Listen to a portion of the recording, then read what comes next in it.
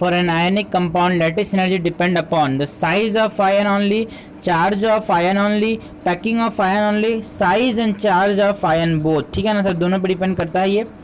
Calculate the wavelength of radiation emitted when a hydrogen atom electron fall from infinity to stationary state 1 है ना. Infinity से n बराबर infinite से n बराबर 1 में आने में हमारे पास क्या बोला है, वेवलेंथ. तो रिडबर्ग फॉर्म लगाते हैं 1 बाई लैम्डा बराबर आर. जेड स्क्वायर हाइड्रोजन बोला है तो 1 into 1 by 1 minus 1 by infinite का स्क्वायर इनफाइनाइट, तो 1 बाई इन्फाइनाइट 0. तो लैम्डा आ जाएगा 1 बाई आर. 1 बाई आर की वैल्यू होती है 912 एंगस्ट्रॉम, मतलब ये हो जाएगा 91 नैनोमीटर. ओके हमको बोला है if a mixture of isobutane and N butane are present in a gas then calculate the mass of oxygen required for complete combustion of 5 kg of this gas. ठीक है, isobutane हमारे पास क्या होता है, ये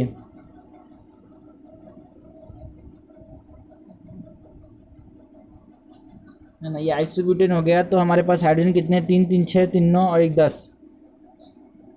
C4H10 इसका मोलिकुलर फॉर्मूला हो गया. C4H10 जो होगा वो किसके साथ रिएक्ट करेगा, C4H10 जो होगा वो किसके साथ रिएक्ट करेगा,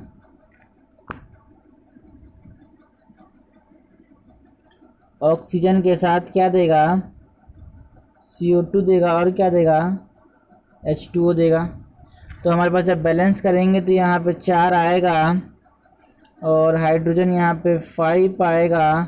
तो यहाँ पे 4 4 2 जा 8 और 5 8 5 13, तो 13/2O2. ठीक है, तो यहाँ पे एक मोल के लिए मतलब इसका एक मोल में C4H10 का जो मोलिकुलर वेट होगा वो 4 into 12 plus 10 that is 48 plus 10 58. ठीक है, तो 58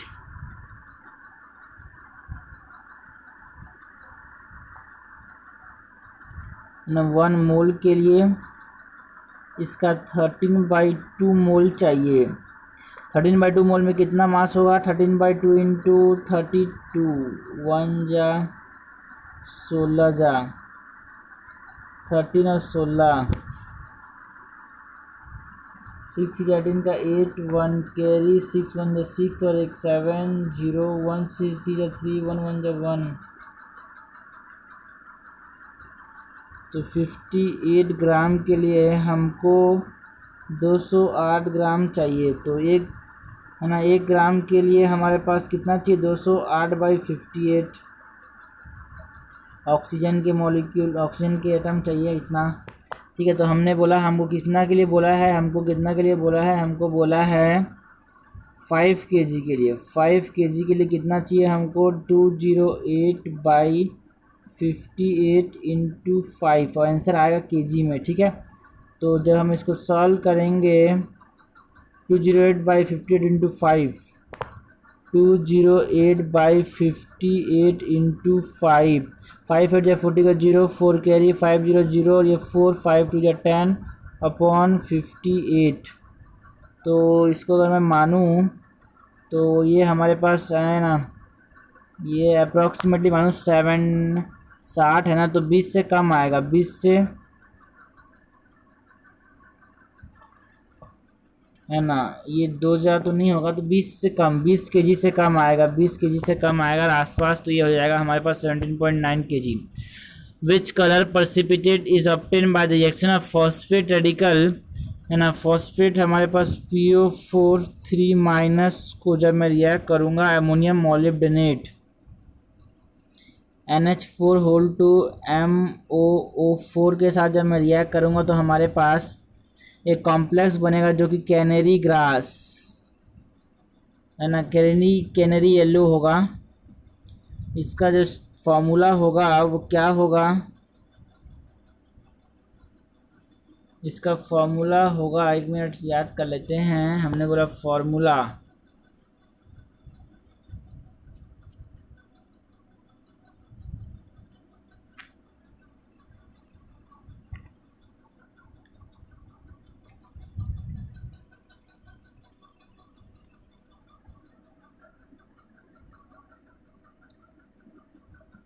तो तो ये होता है कैनरी येलो, ठीक है ना यार, ये देख लेना यार, ये कैनरी येलो होता है, ठीक है ना। एक कॉम्प्लेक्स बनता है वो कैनरी येलो होता है यार, अब याद नहीं आ रहा फॉर्मूला, ठीक है ना। तो कैनरी येलो होता है, कॉम्प्लेक्स बनता है वो कैनरी येलो होता है, ठीक है। The change in the blood angle, sorry, change in the bond angle as the s character of the hybridized orbital decrease। अगर बॉन्ड एंगल की बात करो, हमारे पास s character, percentage s character अगर कम हुआ तो बॉन्ड एंगल की बात करो, परसेंटेज एस कैरेक्टर अगर कम हुआ तो बॉन्ड एंगल की बात करो, है ना। परसेंटेज एक्स कैरेक्टर अगर हमारे पास कम हुआ तो बॉन्ड एंगल की बात करनी है, अगर परसेंटेज एक्स कैरेक्टर कम हुआ तो बॉन्ड एंगल की बात करनी है। तो हमने बोला सर sp3 की बात करते हैं। sp3 में परसेंटेज कैरेक्टर कितना 25% और इसमें बॉन्ड एंगल होता है 108, और sp में हमारे पास बॉन्ड एंगल होता है 180, इसमें एस कैरेक्टर कितना है 50%। तो एस कैरेक्टर जैसे जैसे कम हो रहा है बॉन्ड एंगल भी क्या हो रहा है, कम हो रहा है। तो एस कैरेक्टर कम हुआ तो क्या होगा, the change in the bond angle as the S character of the hybridised orbital decrease, तो बॉन्ड एंगल भी क्या हो जाएगा, डिक्रीज हो जाएगा। What product is form when phosphine gas is mixed with chlorine gas, जब फॉस्फिन को, मैंने बोला PH3 को जब मैं क्लोरीन के साथ 4 मोल Cl2 जब रिएक्ट करेंगे तो ये PCl5 बनेगा और HCl बनेगा, ठीक है ना। PCl5 and HCl, PCl5 and HCl and are formed and the mixture cool down, yes। If the vapor pressure of pure liquid A decrease from 0.8 to 0.6 atm on mixing a non-volatile solute B to liquid A, the mole fraction of B in the solution is, ठीक है, mole fraction of B in the solution is, mole fraction of B in the solution is, okay. तो हम जानते हैं sir relative lowering in vapour pressure, है ना, is equal to, is proportional to mole fraction of solute, ठीक है। तो जो हमारे पास रिलेटिव लोअरिंग वेपर प्रेशर होगा वो lowering vapour pressure 0.8 minus 0.6 upon initial vapour pressure 0.8, ये आ जाएगा मोल फ्रैक्शन ऑफ सॉल्यूट, ठीक है। तो ये 0.2 अपॉन 0.8 ये आ गया हमारे पास mole fraction of solute, that is 1/4 और 0.25 is the mole fraction of solute, 0.25 is the mole fraction of solute, the pair in which both species have the same magnetic moment, ठीक है ना। तो हमने बोला सर CrH2O होल 6 2+, तो Cr हम लोग जानते हैं, Cr का हमारे पास कन्फिग्रेशन कुछ एक्सेप्शनल सा है, ये होता है Cr का कन्फिग्रेशन, ठीक है ना, 3d5 4s1, ठीक है। तो हमने बोला +2 है तो 2 इलेक्ट्रॉन निकालो, यहाँ से 2 इलेक्ट्रॉन निकाल देते हैं, यहाँ से इलेक्ट्रॉन निकाल दिया, यहाँ से इलेक्ट्रॉन निकाल दिया, ठीक है। तो हमारे पास अब ये 6 जो बनेंगे ना, ठीक है। तो अपने पास हमारे पास मैग्नेटिक मूवमेंट पूछा है सबके बारे में, मैग्नेटिक मूवमेंट, तो मैग्नेटिक मूवमेंट हमारे पास क्या होता है, म्यू, मैग्नेटिक मूवमेंट होता है म्यू, जो कि is equal to √n × n+2 Bohr magneton,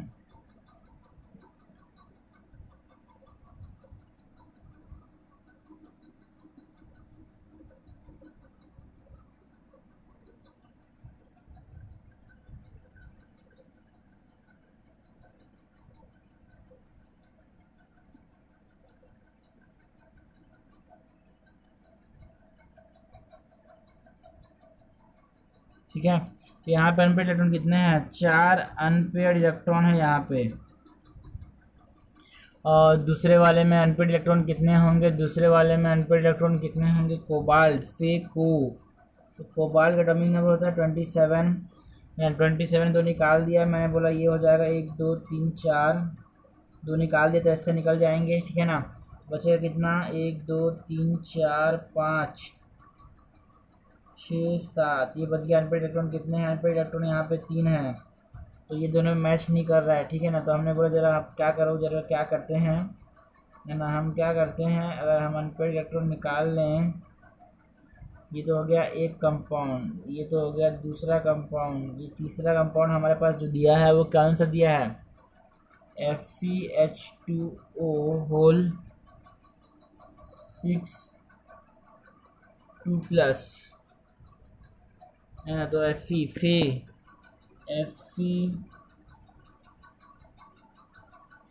Fe में कितना होता है 26, Fe में कितना होता है 26, Fe में कितने होते हैं 26, Fe में होते हैं 26, और 2 इलेक्ट्रॉन निकाल दिए तो ऐसे चल जाएंगे, यहाँ पे 6 बचेगा, 1 2 3 4 5 6, अनपेड इलेक्ट्रॉन कितने हैं, 4। अनपेड इलेक्ट्रॉन कितने हैं, 4। तो यहाँ पे भी 4 हैं, यहाँ पे भी 4 हैं, तो हमारे पास दोनों का मैग्नेटिक मूवमेंट सेम होगा। Which the following reason is used for the conversion of 2 hexyne to trans, ठीक है ना। एल्काइन को अगर हमको किस में कन्वर्ट करना है, एक तो होता है सिस, एक होता है ट्रांस। अगर सिस में कन्वर्ट करना है तो क्या करो, BaSO4 है ना, H2 या फिर पैलेडियम के साथ रिएक्ट करो। यहाँ पे ये पॉइजन से काम करता है, तो ये बनाएगा हमको सिस, है ना, या फिर CaCO3। मैं ऐसे याद रखता हूँ, CaCO3 सी है तो सिस, ठीक है। और ट्रांस करना है तो liquid ammonia birch reduction, liquid ammonia है ना अल्कोहल के साथ, लिक्विड अमोनिया अल्कोहल के साथ इसमें ट्रांस बनेगा। तो हमारे पास पूछा क्या है, ट्रांस वाला पूछा है ना, तो ये हो गया liquid ammonia. Determine the molecular formula of the compound having cubic structure which is made from X and Y, where X atom are at the corner of the cube and Y at the face, ठीक है। X अब हमारे पास कितने हैं, X हमारे पास corner में है, ठीक है ना। X कहाँ है, कॉर्नर, और कॉर्नर का नंबर कितना है, 8। उनका कंट्रीब्यूशन कितना होता है, 8। तो कॉर्नर वाले आइटम होंगे 1। और Y कहाँ पे है, Y है फेस सेंटर, फेस सेंटर कितना होता है 6, और फेस उसका कंट्रीब्यूशन होता है हाफ।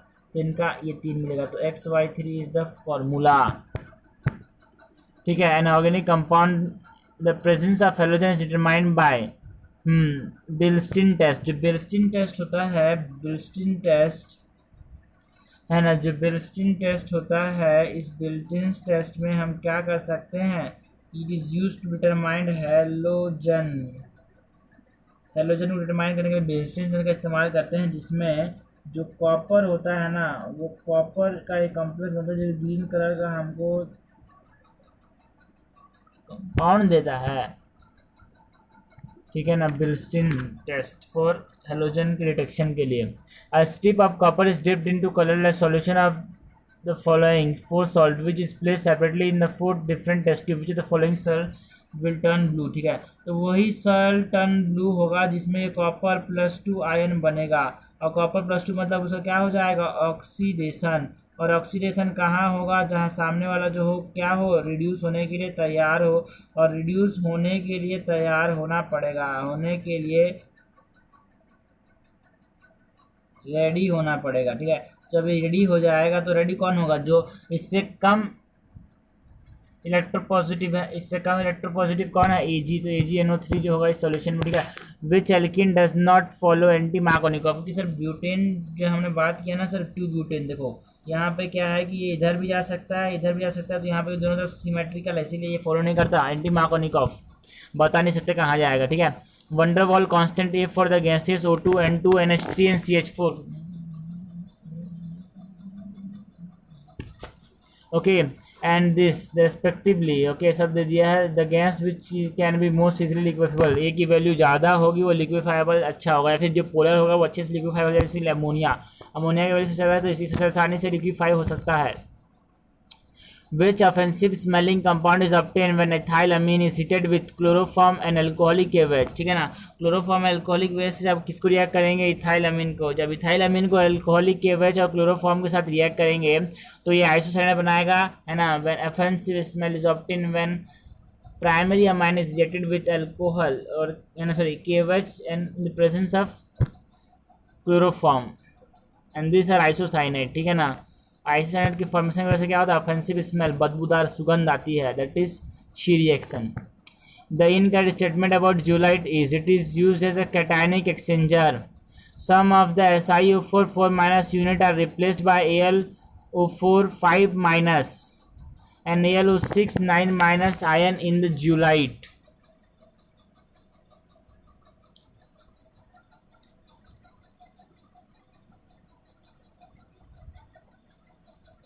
मेरे हिसाब से यहाँ पे सिर्फ और सिर्फ AlO4 -5 होता है, ठीक है ना। चलो पढ़ लेते हैं सब। पहला कैटायनिक एक्सचेंजर तो है ना, वाटर की हार्डनेस को हटाने के लिए काम आता है। जियोलाइट और alumino silicate having 3 dimensional network, सही है। They have open structure which enable them to make to take up small molecule, yes ये भी सही है। तो ये हमारे पास गलत हो जाएगा, है ना। तो ये हो गया एल्कीन, एल्कीन से एल्डिहाइड बना रहे हैं, इसको क्या बोलता हूँ, hydro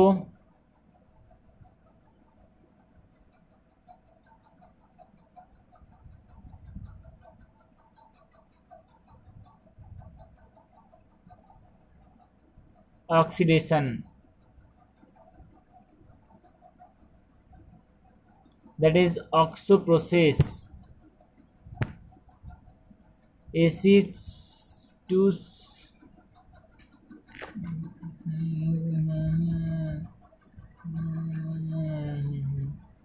AC231A89 after emission of some alpha and beta particle gives this. The number of such alpha and beta are. AC जो है गया वो 89 एटॉमिक नंबर है, 231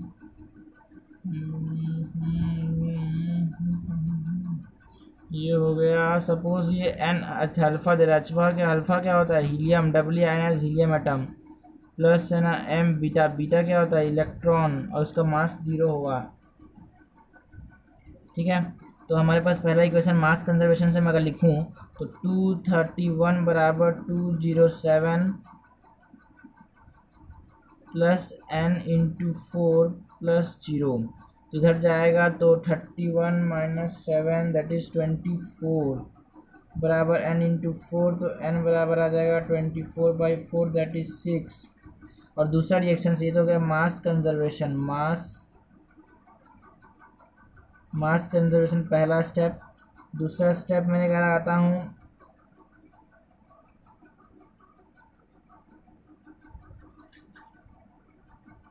चार्ज कंजर्वेशन। तो हमारे पास 89 is equal to 82 plus 2 into N की value 6 है माइनस m, तो उधर जाएगा कितना हो जाएगा 7 और 12 -5 बराबर -m, ये हो जाएगा m बराबर 5 और है ना अल्फा 6 और हमारे पास beta 5 negative. Okay, the compound found by ethyl when ethyl alcohol is mixed with ammonia and passed over heated alumina. ठीक है, जब मैंने क्या किया इथाइल अल्कोहल को मतलब C2H5OH को जब मैंने रिएक्ट किया Al2O3 के साथ है ना, Al2O3 के साथ in the presence of ammonia, तो हमारे पास क्या बनेगा है ना, अमोनिया देखा अल्कोहल देखा तो क्या बनेगा अमाइन बनेगा। और क्या बनेगा ये अमाइन बनेगा। और क्या अमोनिया के साथ भाई क्या करना है, अमाइन बनाना है। और क्या which isomerism shown by the following, NO2 दिया है ना लिगेंड, NO2 है, NO2 क्या होता है एम्बीडेंडेंट लिगेंड, और एम्बीडेंडेंट लिगेंड जो होगा ये NO2 के फॉर्म में भी हो सकता है, ये ONO की फॉर्म में भी हो सकता है। तो यहाँ पे ये जो होगा लिंकेज आइसोमरिज्म शो करेगा। The equilibrium reaction PCl5 gives PCl3 plus Cl2 is carried in a closed vessel. What is the effect on equilibrium concentration of Cl2 by adding PCl5? जब PCl5 में ऐड करूँगा ली-चैटलियर principal के हिसाब से, जब मैं PCl5 add करूँगा तो ये कम करना चाहेगा PCl5 को, तो रिएक्शन कहाँ जाएगी आगे, तो Cl2 कंसंट्रेशन क्या हो जाएगा increase. Which the following compound undergo aldol condensation, aldol condensation कौन जाएगा एल्डिहाइड जाएगा, कीटोन जाएगा जिसके पास अल्फा हाइड्रोजन हो। तो ये रहा सर, यहाँ पहला में नहीं है, दूसरा में नहीं है, तीसरा में नहीं है, ये चौथे में है। ठीक है ना, तीसरा क्लोरल कहलाता है। Which one of the following species act has both Brønsted acid and base. ठीक है ना, पहला वाला जो है वो किससे बना हुआ है, पहला वाला बना हुआ है H3PO2 से, दूसरा वाला बना हुआ है H3PO3 से, चौथा वाला बना हुआ है H3PO4 से। तो यहाँ पे जो इसकी जो बेसिसिटी है मतलब कितने हाइड्रोजन दे सकता है वो नंबर ऑफ O-1, तो ये दे सकता है कितना 1, ये बेसिसिटी कितनी 3-1 2 है ना, ये बेसिसिटी कितनी 4-1 3 हाइड्रोजन दे सकता है। अभी यहाँ पे 3 हाइड्रोजन दे सकता है और अभी यहाँ पे 2 दिए हैं, मतलब एक और दे सकता है और एक ले भी सकता है। तो यहाँ पे ये ब्रोंस्टेड एसिड से काम भी कर रहा है, बेस से काम कर रहा है। पहला वाला जो है ना उसने पहला एक हाइड्रोजन दे दिया और हाइड्रोजन नहीं दे सकता, तो ये सिर्फ बेस जैसा काम कर सकता है। दोनों पूछा है हमसे। हाउ टू ऑब्टेन है ना glacial acetic acid from its solution, glacial acetic acid कैसे ऑब्टेन करेंगे, by crystallising separating and melting acetic acid. Acetic acid को हम क्या करेंगे क्रिस्टलाइजिंग,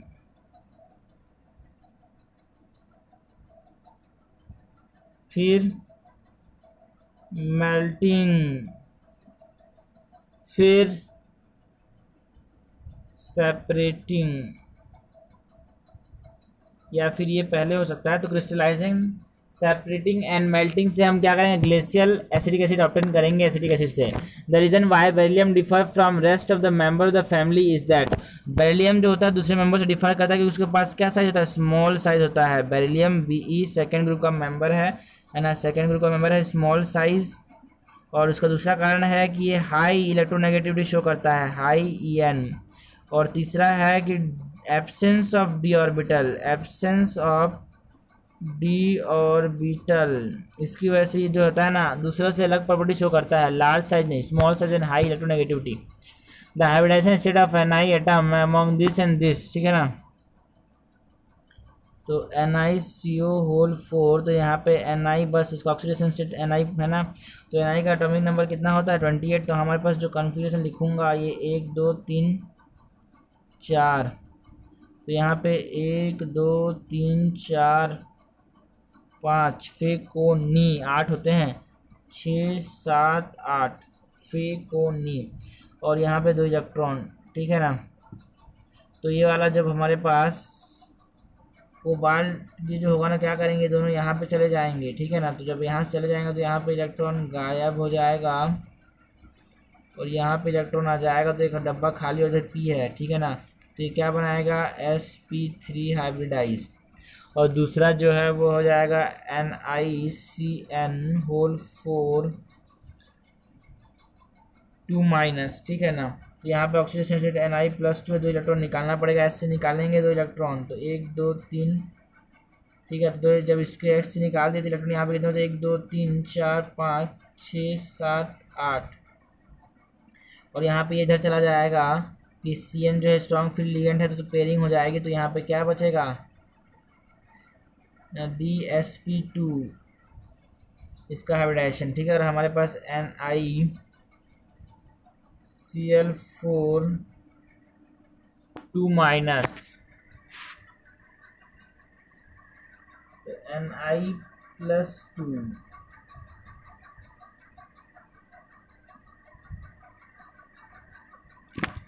है ना, Ni+2 फेकोनी, तो 2 इलेक्ट्रॉन निकालने के बाद जो ऊपर में जो कॉन्फ़िगरेशन हुआ वैसा ही होगा।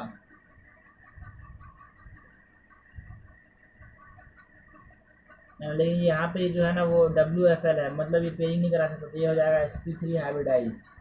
तो sp3D sp2 and sp3 Cl2 which are the compound can produce chloropicrin. Chloropicrin किसको बोलते हैं, हमने बोला सर CCl3NO2, इसको बोलता हूँ क्लोरोपिक,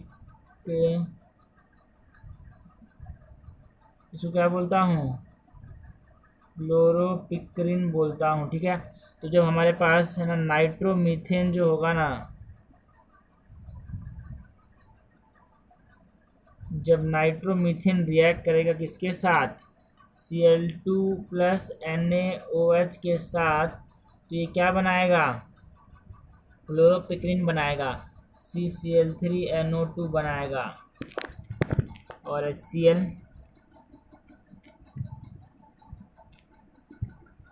नाइट्रोमीथेन के साथ जब रिएक्ट करेगा तब। The number of oxygen atom attach to each phosphorus atom in P4 और 10, ठीक है। तो P4 और 10 का स्ट्रक्चर बनाता हूँ मैं, बनाते हैं चलो हम। ये हो गया PP,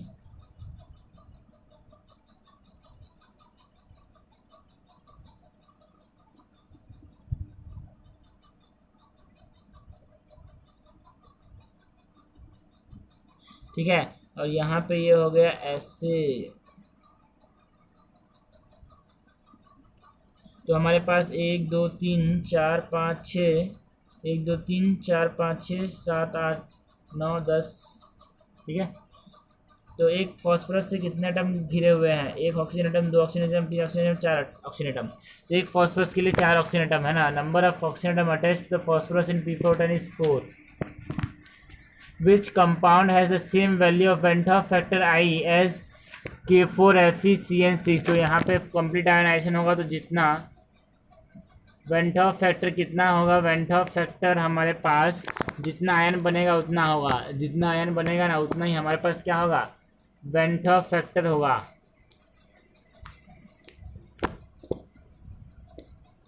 ठीक है। तो हमारे पास इसमें आयन कितने बनेंगे, 4 और 1 5, तो यहाँ पे भी Al2SO4 में भी 5 आयन बनेंगे, दोनों का Van 't Hoff factor same. According to Hess law the heat of reaction depend upon initial and final condition of the reactant. Yes, Hess law ये बोलता है पाथ पे डिपेंड नहीं करता, इनिशियल और फाइनल कंडीशन पे डिपेंड करता है। Natural rubber is a type of elastomer, है ना, that is the polymer of buta 1,3 diene, है ना। तो 2 मिथाइल ब्यूटा 1,3 डाइइन का ये पॉलीमर होता है, दैट इज आइसोप्रीन का पॉलीमर होता है नेचुरल रबर। और आर्टिफिशियल रबर क्लोरोफिन, इसको नियोप्रीन भी बोलता हूँ, ठीक है ना। तो ये इलास्टोमर होता है यार, elastomer. Addition polymer, condensation polymer नहीं है, नहीं। The example of amorphous solid is Mohr salt, ठीक है ना। और एमॉर्फस का मतलब है कि इनमें अरेंजमेंट क्या है, डेफिनाइट नहीं है, ठीक है ना। और ये हमारे पास जब टेम्परेचर हीट करूँगा ना तो ये लिक्विफाइज जाते हैं, that is why they are called as super cool liquid. Amorphous surface को क्या बोलता हूँ, सुपर कूल लिक्विड। जो सीजियम क्लोराइड है, जो ग्लास है, जो कैल्शियम फ्लोराइड का एक परफेक्ट स्ट्रक्चर मिलता है, जब मैं काटूंगा ना तो चिकनापन देखने को मिलेगा, है ना। The rate law for this reaction, ठीक है। डिकम्पोजिशन ऑफ N2O5 की बात करो, डिकम्पोजिशन ऑफ N2O5 जो होता है वो क्या होता है, फर्स्ट ऑर्डर रिएक्शन होता है। Decomposition of N2O5 is the first order reaction, ठीक है ना। दो देख के दो मत लगा देना, ठीक है ना। ये फर्स्ट ऑर्डर रिएक्शन है सर, ये फर्स्ट ऑर्डर रिएक्शन है। तो हमारे पास जो K होगा, सॉरी जो रेट होगा वो कितना होगा, K into rate is equal to K into N2O5। तो decomposition of N2O5 is the first order reaction. ये इंपॉर्टेंट है, इस एग्जाम्पल याद रखने का है सर। फर्स्ट ऑर्डर रिएक्शन है, जैसे कि जो हमारे पास रेडियोएक्टिव डिके होता है वही फर्स्ट ऑर्डर रिएक्शन होता है, उसी प्रकार ये भी एक फर्स्ट ऑर्डर रिएक्शन है। The relation between glucose and mannose is that they are epimer, क्योंकि सेकंड कार्बन पे डिफर करते हैं। ग्लूकोज और मैनोस जो होते हैं ना सेकंड कार्बन पे डिफर करते हैं, और दे आर ऑल्सो डायस्टीरियोमर, ठीक है ना। ग्लूकोज और मैनोस 6 कार्बन वाले हैं, सेकंड कार्बन पे इनका डिफरेंस होता है कन्फर्मेशन में, ठीक है। Which is the following is not a mineral of aluminium, ठीक है। तो हमने बात की एल्यूमिनियम का मिनरल कौन सी नहीं है। कोरेंडम की बात करें तो ये होता है Al2O3, इसको क्या बोलते हैं, कोरेंडम, ठीक है ना। कोरेंडम हो गया ये। और हमने बोला एनहाइड्राइट, ये जो है ना वो एल्यूमिनियम पॉलीमर, एल्यूमिनियम का और नहीं है। कैसे, क्योंकि हम देखेंगे डायस्पोर जो होता है ना वो डायस्पोर होता है Al2O3.H2O, और बॉक्साइड जो होता है वो होता है Al2O3.2H2O। तो ये है, ये है, ये है, ये एनहाइड्राइट नहीं है। And the reaction that occur in the cathode of a common dry cell, common dry cell में हम किसका रिडक्शन करेंगे, जिंक का। तो जिंक का रिडक्शन कहाँ होगा, कैथोड में। ये हाँ, बस ये रिएक्शन में जिंक का रिडक्शन हो रहा है। Which solvent is best is an ionizing solvent having, जिसके पास डाइलेक्ट्रिक कांस्टेंट ज़्यादा है वो अच्छा सॉल्वेंट है ना। Chloral T is used in, it is used in, है ना, डाई। डाई के फॉर्म में क्लोरल टी का इस्तेमाल करते हैं, डाई के फॉर्म में क्लोरल टी का इस्तेमाल करते हैं, और इसको एंटीपायरेटिक बुखार कम करने के लिए भी इस्तेमाल करते हैं। Paid the period group and block of the element having electronic configuration 1s2 2s2 2p6 3s2 3p4। तो ये कितने इलेक्ट्रॉन हो गए, 6 4 10 और 16। सिलेक्ट का मतलब सल्फर है, सल्फर मतलब पीरियड नंबर से थर्ड एंड ग्रुप नंबर 16 पहले ऑप्शन मैच कर रहा है। The correct variation for absorption of gases on a solid surface with pressure of the gas in the following manner is, ठीक है। देखो प्रेशर बढ़ाते जाएंगे, पहले तो रिएक्शन फास्ट होगी, ठीक है ना। प्रेशर बढ़ा देंगे, प्रेशर रिएक्शन फास्ट होगी, फिर रिएक्शन स्लो हो जाएगी, क्योंकि जो सरफेस की जो साइड्स है ना वो अब ऑक्यूपाई होना चालू हो जाएगी। तो साइड्स कम बचेगी तो रिएक्शन स्लो हो जाएगी। और एक समय ऐसे आएगा जब सब सरफेस ऑक्यूपाई हो जाएगी, है ना, सब साइड ऑक्यूपाई हो जाएगी, तो जो प्रेशर के इंडिपेंडेंट हो जाएगा, प्रेशर इंडिपेंडेंट हो जाएगा रेट ऑफ रिएक्शन। तो fast then slow then pressure independent. Which of the following is an oxidizing as well as reducing agent? तो N2O2 तो है, N2O नहीं है, SnCl4 ये नहीं है, तो NaNO2 ये दोनों हो सकते हैं, Na2O2 भी हो सकता है और NaNO2 भी हो सकता है। जो यहाँ पे ना ऑक्सीजन है -1 ऑक्सीडेशन स्टेट पे है, A पे, है ना। Na2O2 में -1 ऑक्सीडेशन मतलब इंटरमीडिएट पे है, तो ऊपर भी जा सकता है नीचे भी जा सकता है। और NaNO2 में बात करें तो वहाँ पे नाइट्रोजन +3 में जो कि ऊपर भी जा सकता है नीचे भी जा सकता है, दोनों हो सकते हैं आंसर, ठीक है ना। तो हम डी कर लेते हैं, क्या NaNO2 डी कर लेते हैं। And from the given standard electrode potential of 2 half cell, calculate the standard electrode potential for this। तो जो तीसरी रिएक्शन है वो तीसरी रिएक्शन को मैं लिख सकता हूँ Fe+3 खोजो +3 इधर ना, तो वो सेकेंड रिएक्शन की राइट साइड है तो मैं इसे लिखूंगा 2, और Fe++ खोजो सेकेंड फर्स्ट रिएक्शन के लेफ्ट साइड में, तो उसको -1 लिखना पड़ेगा। तो अब इस पर ये किसके लिए लगाता हूँ मैं, ये एनर्जी के लिए है, तो डेल्टा G3 बराबर delta G1 minus delta G2 minus delta G1, delta G होता है -NF(E3) minus NF(E2) minus NF(E1), F cancel, minus है ना, तीसरे में इलेक्ट्रॉन कितना 1 है, ठीक है, तो -E3 बराबर दूसरे में इलेक्ट्रॉन कितना ट्रांसफर है 3, तो -3E2 प्लस पहले में इलेक्ट्रॉन कितना ट्रांसफर हो रहा है 2, दैट इज -3 इंटू E2 कितना हो रहा है हमारे पास -0.036 प्लस 2 इंटू E1 कितना है हमारे पास -0.44, ठीक है, तो इसकी वैल्यू कितनी आएगी 3 6 18 का 8 1 कैरी 3 से 9 और 10 का 0 1 कैरी, तो ये 0.108,